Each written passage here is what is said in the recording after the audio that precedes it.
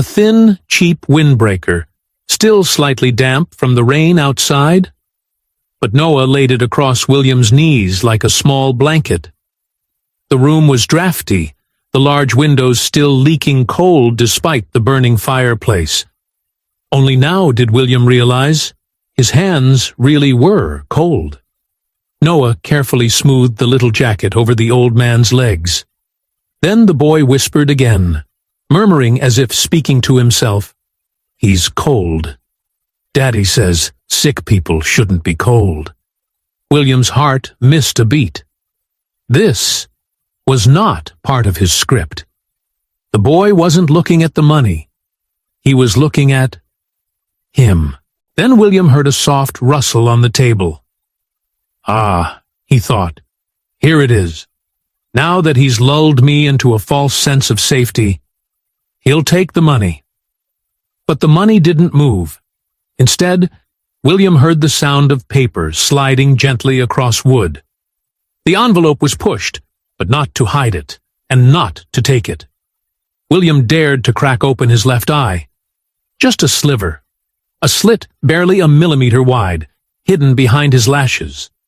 And what he saw shocked him to his core. Noah stood by the table. A small, thin child with messy hair, clearly wearing hand-me-down clothes. The toes of his shoes were worn through, yet his face was filled with focus, seriousness, and care.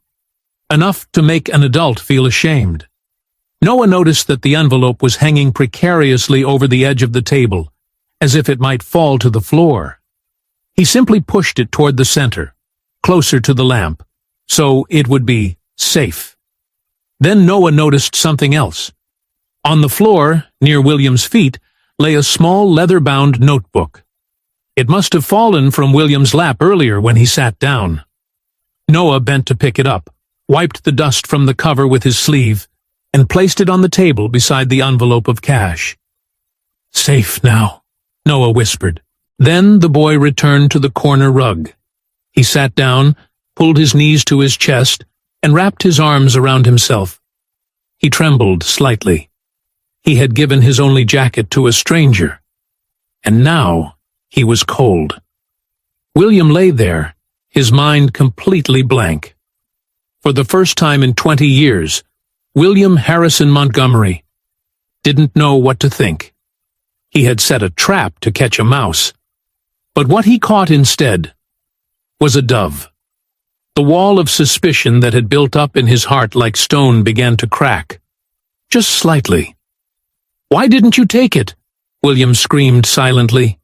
"They're poor. I know they're poor. Your father's shoes have holes in the soles. Why didn't you take the money? And hey, before the story continues, where are you watching from? The United States? Canada? Australia? Or somewhere I've never even heard of? Drop a comment and let me know how far this story has traveled. And if you enjoy stories about one small moment that changes an entire life, don't forget to subscribe, because what William does next is something that even a man as rich as he is will find shocking. But the question is, when Jamie returns and sees Noah's jacket lying across his boss's legs, will he feel grateful, or will panic take over, causing him to ruin everything with his own hands? Before William could process what had just happened, an old memory suddenly surged back, one he had tried to bury deep for the past 20 years. It was the winter of 2005. William was in the hospital then. His wife, Margaret, lay in the hospital bed, so thin she was barely a shadow of her former self. Cancer had quietly consumed her body for 18 months. The doctors said she had only a few days left. William sat beside the bed, holding her hand tightly. He had canceled all meetings, canceled every business trip. For the first time in his life, he put a human being above work. "You're here," Margaret whispered. Her voice was hoarse, broken. "I thought you'd be too busy." "Nothing is more important than you," William said, silent tears sliding down his cheeks. Margaret smiled weakly. Then she asked, very softly, "Where are the children?" William stiffened. Their 3 children, Richard, Thomas, and Elizabeth, were not there. Richard was in Monte Carlo. Thomas was in Aspen. Elizabeth was in New York, attending a lavish fashion launch. All 3 had told their father they were too busy to come. "They'll be here soon," William said. A gentle lie, but a necessary one. Margaret looked straight into his eyes. She knew. She had always known. "Don't let your heart grow bitter," she whispered. "Promise me, William. Promise me you won't let my death turn you into a bitter man." William nodded. He promised. But he did not keep that promise. Margaret passed away at 3 a.m, alone, with only William by her side, holding her hand until her final breath. The 3 children called 3 days later, not to offer condolences, but to ask about the will. From that day on, William began building a wall around his heart. He fired all longtime employees simply because he suspected they might have taken something. He stopped believing explanations, stopped believing my eyes. He began testing people, examining them, setting traps, and every time they failed. Until today. Until Noah. Before William could fully process the surge of emotions rising inside him, the heavy door to the study suddenly opened once more. Jamie burst in. He was gasping for breath, barely able to breathe at all. His face was pale with terror. Clearly, he had run the entire distance from the dining room, not daring to slow down for even a second. Jamie's eyes swept rapidly across the room. First, he looked toward the corner rug, where Noah sat curled up, trembling, without his jacket. Then his gaze shifted to the armchair, and his heart nearly stopped. His son's old, cheap, dirt-stained jacket was draped over the billionaire's expensive suit trousers. Right beside it, on the mahogany table, the stack of cash still lay there, untouched. Jamie's hand flew to his mouth. In his mind, the worst possible scenario immediately took shape. He thought Noah had disturbed the boss. He thought his son had touched things he wasn't allowed to touch. Worse still, he thought Noah had tried to take the money, and then panicked, trying to cover it up. "Noah!" Jamie hissed, his voice sharp with panic. He lunged forward, grabbed the boy's arm, and yanked him to his feet. "What did you do?" he demanded rapidly, his voice shaking. "Why is your jacket on him? Did you touch him? Did you touch that money?" Noah looked up at his father, his eyes wide, confused and frightened. "No, Daddy," he said, his voice trembling. He was shivering. "I just wanted to keep him warm, and the paper was about to fall, so I fixed it to make it safe." "Oh, God!" Jamie cried out, tears immediately filling his eyes. "He's going to wake up. He's going to fire us. We're finished, Noah. I told you not to move." In his panic, Jamie hurriedly pulled the jacket off William's legs. His hands were shaking so badly that he nearly knocked over the table lamp beside him. "I'm sorry. I'm so sorry," he whispered to the man who was sleeping, even though he was certain the man couldn't hear him. "Please, please don't wake up. Please." As Jamie trembled, yanking the jacket away, an image suddenly burned into his mind, one he could never erase. Rachel, 2 years ago, Columbia County Hospital, a delivery room soaked in blood and filled with the shrill alarms of machines. Rachel lay on the bed, pale, struggling to draw shallow, fragile breaths after a failed emergency cesarean section. Jamie clutched his wife's hand.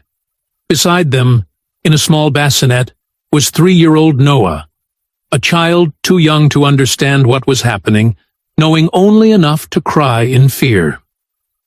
"You're going to be okay, right?" Jamie asked, his voice breaking. "The doctor said you'll be fine." But Rachel knew.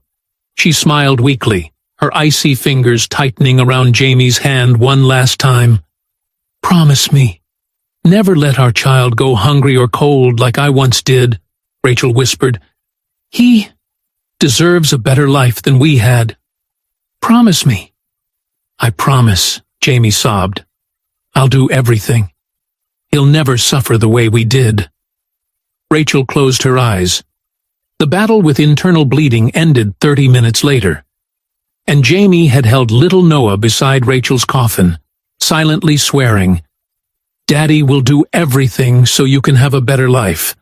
I promise." But now, standing in this luxurious study, looking at Noah shivering without his jacket, Jamie suddenly realized a painful truth. He had failed. He couldn't protect his child as he had promised. He couldn't give Noah a good life. And now, the very act of kindness his son had shown, the kindness Rachel had taught them both, was about to destroy everything.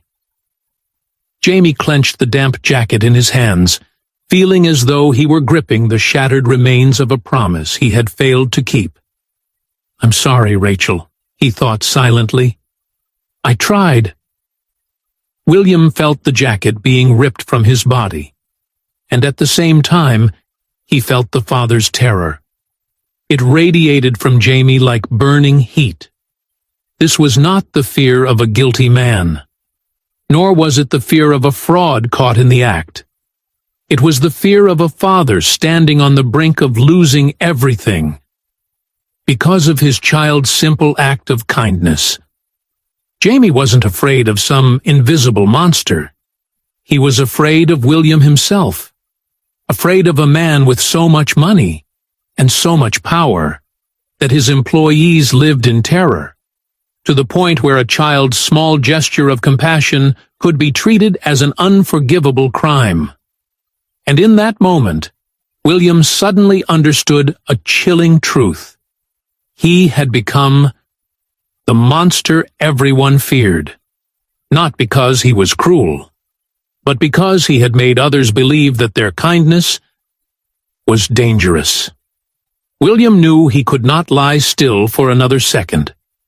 It was time for him to wake up. William let out a low groan, a deliberate, dramatic groan, and shifted in his armchair. Jamie froze instantly. He pulled Noah tightly against his chest and hurried backward toward the door, his entire body tense like a deer caught in the headlights of an oncoming truck. William opened his eyes.